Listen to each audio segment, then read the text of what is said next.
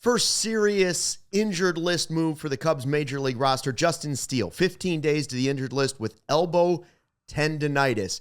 Cody, this comes off his best start of the season. Unquestionably, that's the most disappointing part. Yes, really sucks because he had two or three, just kind of mediocre starts. The home run ball was something I've been pretty loud about, in terms of concerns.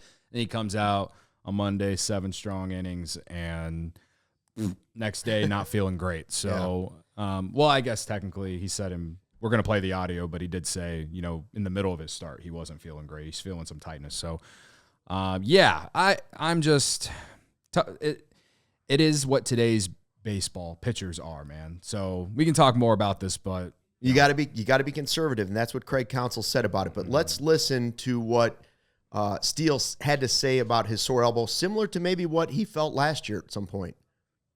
I was going through my start the other day. I was talking to Tommy and Counts throughout the start and stuff. I was like, arms starting to tighten up on me a little bit. I was at the 4th, 5th inning. Was just doing stuff in between innings to keep it warm, moving around and stuff.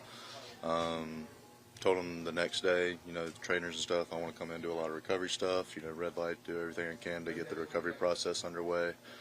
They asked how it was doing. I was like, it's, kind of sore, kind of tight. And then, they just made the decision to go ahead and put me on the IL. So the Cubs made the decision, not Steele. He was preparing to make his start, and he also expects to get an MRI from this. He hasn't had that done when we're taping this. So we'll see what it goes. Remember, this was September last year. Elbow tendonitis.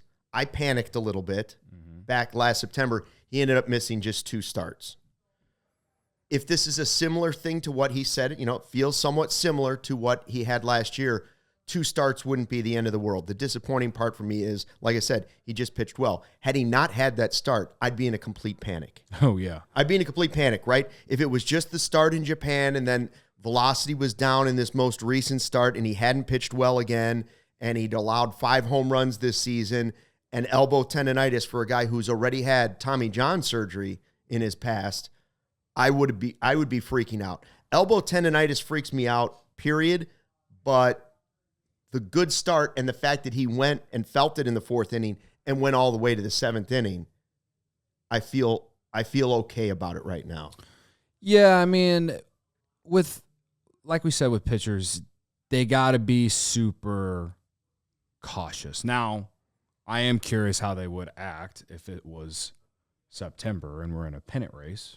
Right. But it is April, and, we don't have to find this out. So that's the good news, I guess. If you want some good news out of this, is that it's early, and, the Cubs have depth now. And I think Colin Ray is going to take what would have been Steele's next start, which I think will be Saturday. Well, Counsell said he has a tentative plan and wouldn't say what the tentative plan is. So Colin Ray makes sense. Mm-hmm. Jordan Wicks could be on target to make that start.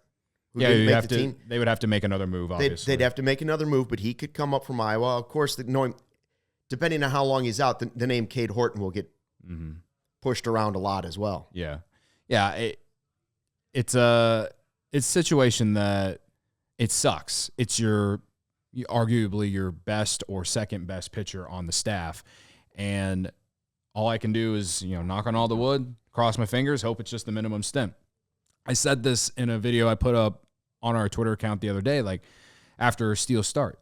If the Cubs are going to make the playoffs in 2025, Justin Steele has got to pitch like he did or close to how he pitched on Monday against the Rangers. 7 innings, 3 hits, no earned, 8 strikeouts. That's not just a quality start. That's an ace-like performance. They're going to need more of that from him throughout the year. So that's what's really sucks, just because he had that great start and now it's a setback. But also, if you look at the big picture, for me, it's now the, 22, 23, 24, 25, 4th straight season that Steele has landed on the injured list. And I know last year, the beginning of the year was a hamstring. Then he hit the injured list at the end of the year, like we mentioned. 23, I believe it was related to the forearm. In 22, I don't exactly remember what it was, but it was September. The team was out of it. And I think it was something related to his arm as well. So it's a trend that makes me feel uneasy at the end of the day. And this has nothing to do with him. We're all human and injuries are going to happen. I feel bad for him, and I hope he bounces back. And this, again, is more of a precautionary thing. But if you're a fan and you're on the outside looking in like we are right now, there's some concern there, and I just have anxiety from it. If there wasn't some concern, they wouldn't be scheduling an MRI. Yeah. They want to know. You don't want to risk arguably your best pitcher or second best pitcher this early in the season when you could pass it up. Now, he, by the way, did connect this directly to, in his mind, the cold weather that he pitched in. He said he thought everybody's velo was down just a little bit in the starts in the super cold weather. And he said, yeah, I think you could probably connect it to pitching in that weather. Not complaining about it, just saying, he was asked, do you think it's connected? And he said, yeah, probably connected.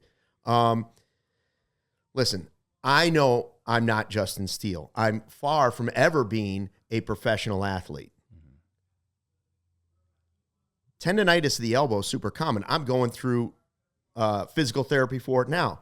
The difference, I've got tennis elbow or golfer's elbow, depending on which side of the elbow the pain is on, from holding a baby too often in the same position over and over. Yeah. It comes out of nowhere.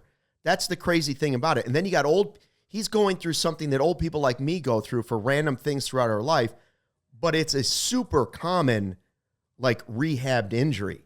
And the thing that's frustrating about it, again, not a professional athlete, not comparing myself to Justin Steele, just letting you know that the rehab, you can feel fine one day, and 2 days later, you just hold your arm funny, or he throws one ball to somebody or picks something up, and it flares it up, and you step back, and now you got to go through the same steps again.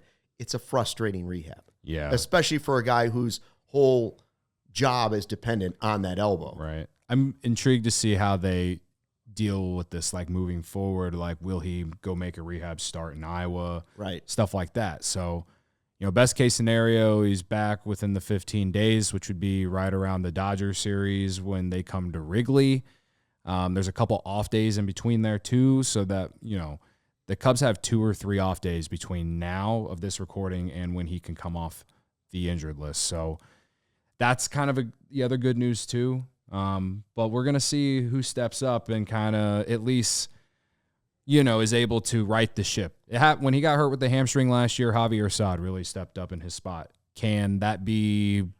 Could be the case again. Yeah, could be. Could Ben Brown turn it around? Can Colin Ray really step in that role and just eat innings? I'm not expecting him to be anything like Justin Steele, but can he keep you in games like a Jameson Taillon and eat innings for you? Because he had almost 170 innings last year with the Brewers, and this is why the Cubs signed Colin Ray in all actuality, is because they needed depth in the starting rotation, and he's a guy who... Just to put it simple, he's versatile. You could use him out of the bullpen like they have so far, and the Brewers also started him in games too. So I think that's how the Cubs are viewing Colin Ray, and I would be shocked if he's not starting against the Dodgers this weekend. Justin Steele is, I think anybody that's sane would say, one of the 5 Cubs players you can at least afford to lose for a long period of time, right? I agree. Steele, Imanaga, and then Tucker and your position players move on down. It's a tough loss for the Cubs. Hopefully it's just 15 days. Hopefully. That's what we're hoping for, and we're hoping for the best because also a good guy as well as a Absolutely. great pitcher. So, hey, Steele Watch 2025. Don't hit the panic button. Knock on yet. all the wood.